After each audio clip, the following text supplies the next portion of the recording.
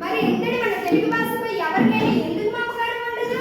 పెద్దలారా, కవులారా, నేను తర్వాత పద్యమును పూరిస్తాను. ముందు మీరంతా పద్య పూర్ణకు పూనుకోండి. చిత్తం ప్రభు, మీ అభిప్రాయమే శిరోదయం. పెద్దనామాత్య, మీ పద్య పూర్ణకు సమస్య ఇదిగో. అగ్రజానుజులై రెండు జాగ్రజలుగా. ఆహాహా, ఏం సమస్య? అన్న తమ్ములు తమ్ములన్నలయ్యారు ప్రభు. నా పురణ ఇదిగో. పుష్యమిన్ భరత కిడు పుట్టినాడు, మనస లక్ష్మణ నాశ్లేష పుట్టినాడు. భరత లక్ష్మణ క్రమం ఇది ఎరిసి చూడు, నగ్రజానుజులైన జాగ్రజులుగా. కానీ లోక వ్యవహారంలో రామ లక్ష్మణ భర్త శత్రుఘ్నులని ఉంటుంది.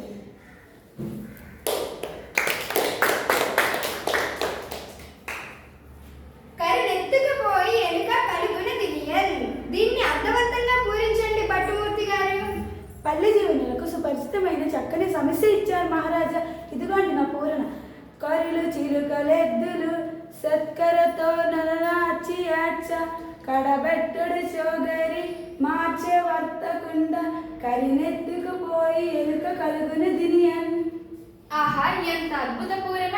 ఎలుక ఏనుగుని ఎత్తుకొని పోగలదా? ఆ ఏనుగు రంధ్రంలో పట్టున.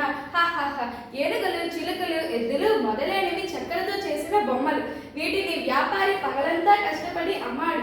సాయంత్రానికి ఒక్క ఏనుగు బొమ్మ మరిచాడని ఆ ఎలుక రంధ్రంలోకి ఈడ్చిపోయిందన్న మీ భావం వీలుల విందుగా ఉంది.